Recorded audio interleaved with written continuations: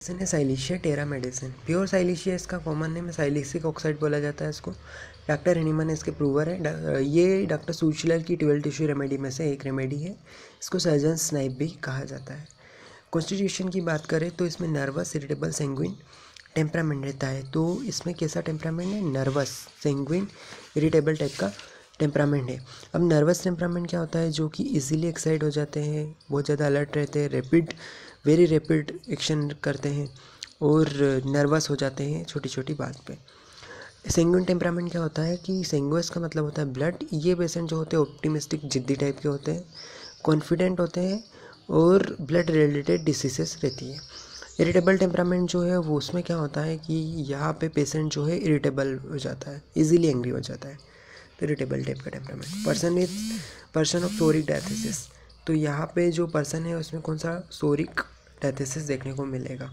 सोरिक diathesis को lymphatic diathesis भी कहा जाता है। यहाँ पे सोरा और स्किन इरप्शन मेनली रहते हैं, इनर ऑर्गन्स के अफेक्शन देखे जाते हैं और इस टाइप के डायथिसिस को लिम्फेटिक डायथिसिस भी कहा जाता है। पर्सन ऑफ लाइट कॉम्प्लेक्शन, इसका जो पर्सन रहेगा वो लाइट कॉम्प्लेक्शन रहेगा, उसके जो स्किन है वो ड्राई है, फेस जो है उसका पेल है और वीकली कमज़ोर टाइप का है और लेग्स मसल है।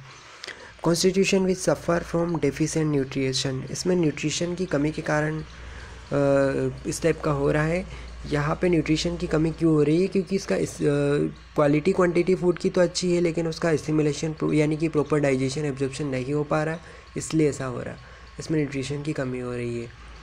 कैल्केरिया में भी ऐसा होता है। ओवर सेंसिटिवनेस मेंटली फिजिकली दोनों तरीके से ओवर सेंसिटिव है। स्क्रोफुलस रेकेटिक चिल्ड्रंस रहते हैं विद लार्ज हेड। यहाँ जो बच्चे हैं वो कैसे? स्क्रोफुलस है। स्क्रोफुलस यानी कि जो वीकनेस रहती है और ट्यूबरकुलोसिस टाइप की टेंडेंसी ज़्यादा रहती है। लिम्फ नोड्स, स्क्रोफुलस डायथिसिस की बात करें तो वो जो कैसे रहते हैं? वीक रहते हैं, डिस्ट्रक्शन टिश्यूज़ का रहता है, ग्लैंड्स इन्वॉल्व रहती है, टाइप का रहता है। रेकेटिक चिल्ड्रंस रहते हैं, रिकेट्स की टेंडेंसी है। इनका हेड जो है वो कैसा है? लार्ज है। फंटानिल्स और सूचर्स जो है वो ओपन है और हेड में मच स्वेटिंग होती है, बहुत ज़्यादा पसीना आ रहा है, लेकिन कैल्केरिया से कम ही आ रहा, कम पसीना, lower than calcarea, which must be kept warm by external covering. External covering से ये वार्म रहते हैं। सेनिकुला में भी ऐसा होता है। एब्डोमन जो है डिस्टेंटेड है, फुला हुआ है। वीक एंकल जो इसके वीक है और slow to learning to walk, मतलब ये धीरे धीरे चलना सीखते हैं, चलना लेट से सीखते हैं।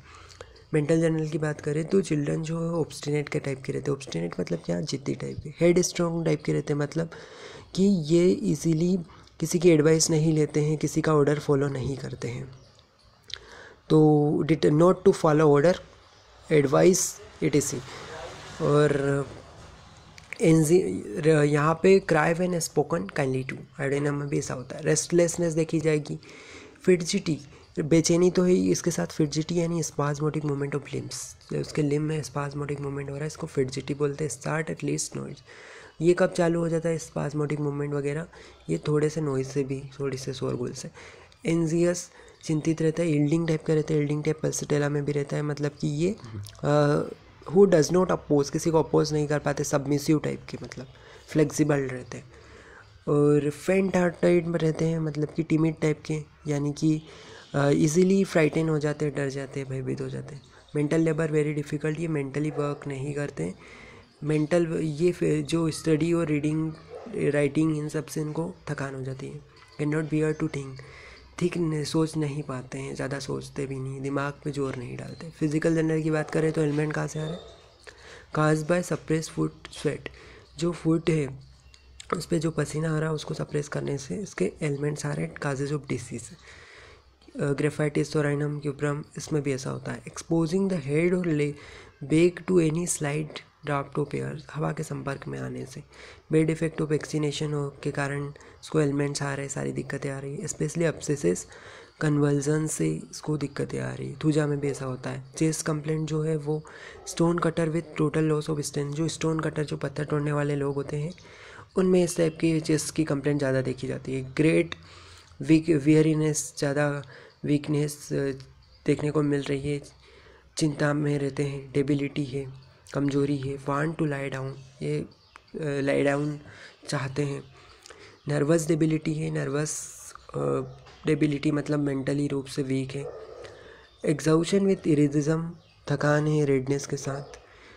From hard work and close confinement may be overcome by force of will. Want of vital heat, ये वाइटल हीट चाहते हैं, ऑलवेज चिली रहते हैं, even when taking active exercise, जब एक्सरसाइज करते हैं उसके बावजूद भी ये चिली पाए जाते हैं। लेडम में भी ऐसा होता है, सीपिया में भी ऐसा हो रहा। Has a wonderful control over the superlative process, superlative process में बहुत अच्छी रेमेडी है, सुपुरेशन को प्रिवेंट करती है। Soft tissue, periosteum of bones, maturing abscesses when desire और रिड्यूसिंग एक्सेसिव सुपुरेशन, जब अपन चाहते हैं कि सुपुरेशन ना हो, पस फॉर्मेशन ना हो, तभी अच्छी काम करती है मेडिसिन वहाँ पे। Affecting chiefly the soft tissue, calendula भी ऐसी अच्छी काम करती है, पार भी अच्छे काम करती है इस टाइप के।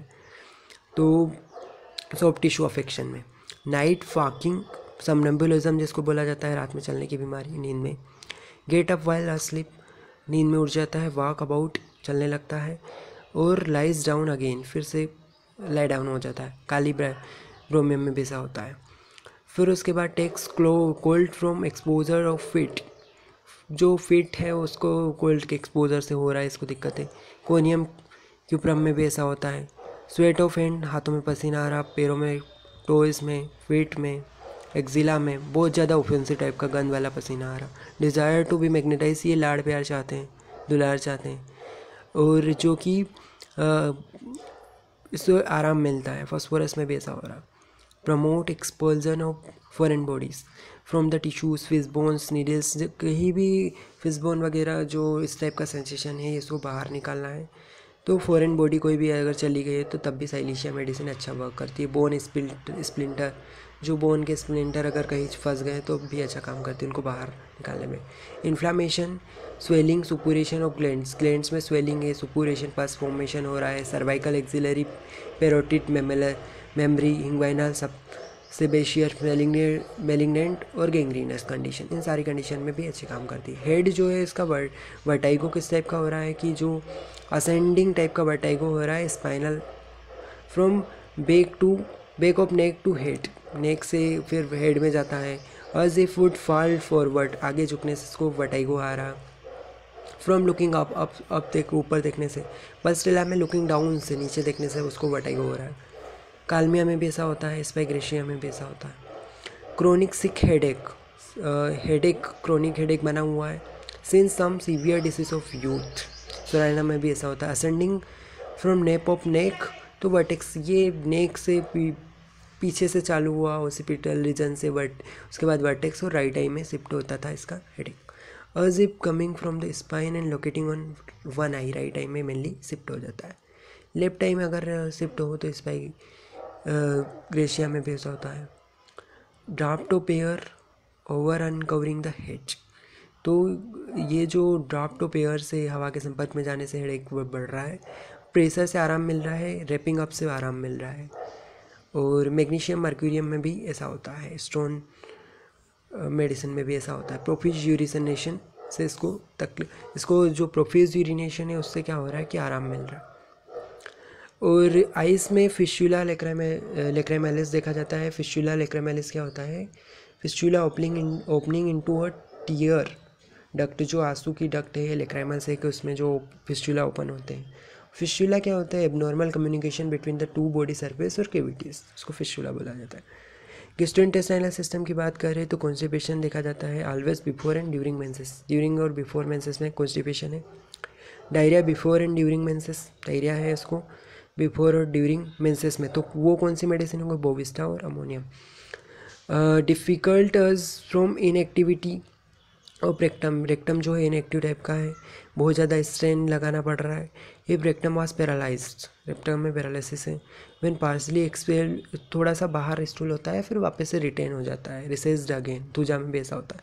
Faces remain as a long time in rectum, लंबे समय तक रेक्टम में बना हुआ रहता है, फिर पड़ा रहता है फेसेस। फिस्चुला जो एनस रीजन के एनोफिस्चुला है उसमें भी अच्छा काम करती है, वो अल्टरनेट करता है चेस्ट कंप्लेन के साथ। बारबेरियस और कैल्केरिया फोर्स में भी ऐसा होता है। फिसुरा एनाई यानी कि एनस के जो फिसर्स है उसमें भी अच्छा काम करती है, उनमें पेन हो रहा स्टूल के बाद। फीमेल रिप्रोडक्टिव सिस्टम की बात करें तो डिस्चार्ज जो है वो ब्लड का वेजाइना से डिस्चार्ज हो रहा है every time the child takes the breath, जब वो जब बच्चा जब दूध पीता है तब उसको ब्लड निकल रहा, ब्लड का डिस्चार्ज आ रहा वेजाइना से। तो फिर उसके बाद निपल जो है वो drawn in like a funnel type का रहता है, सार्सिपारेला में भी ऐसा होता है। एक्सट्रीमिटीज़ इनटॉलरेबल सोर, कैरियन लाइक ऑर्डर आएगी, ऑफेंसिव टाइप की गंध आएगी, और विदाउट प्रेस्पायरेशन, पसीने के बिना भी सारे पार्ट्स से जो फीट वगैरह इनसे ऑफेंसिव स्मेल आ रही एवरी इवनिंग में। स्किन जो है इसकी अनहेल्दी स्किन है, एवरी लिटिल इंजरी जो है छोटी छोटी इंजरी सुपोरेट हो जाती है। तो हिपार में भी ऐसा होता है, मर्क्यूरियस में भी ऐसा होता है, ग्रेफाइटिस में, पेट्रोलियम। क्रिपेल्ड नेल्स जो है ऑन फिंगर्स एंड टोज में देखा जाता है, इंटिम क्रूडम में भी ऐसा होता है। Ingrowing toes nail panaritium, blood boils, carbuncles, ulcer of the all kind, सारे टाइप के अल्सर हो गए, बॉइल्स हो गए, कार्बंकल हो गए, ये सारे पेनफुल है, ऑफेंसिव है। और स्पॉन्जी एजेस रहते हैं, उनके किनारे जो स्पॉन्ज टाइप के रहते हैं। और मोडालिटीज़ की बात करें तो एग्रावेशन, एमुलेशन। एग्रावेशन किससे है? इसको कोल्ड से, मेंसेस के दौरान, during new moon, full moon या न्यू मून के दौरान इसको एग्रावेशन है। अनकवरिंग से इसको एग्रावेशन है, specially the head, lying down से एग्रावेशन है। और एमुलेशन किससे है?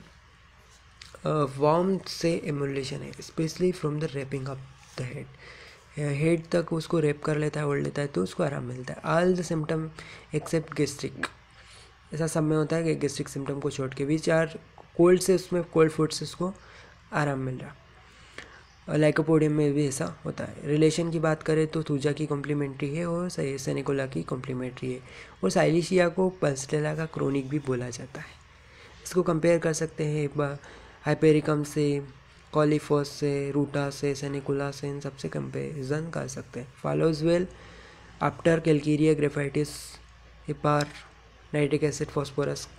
और followed well by hepar, lycopodium sepia,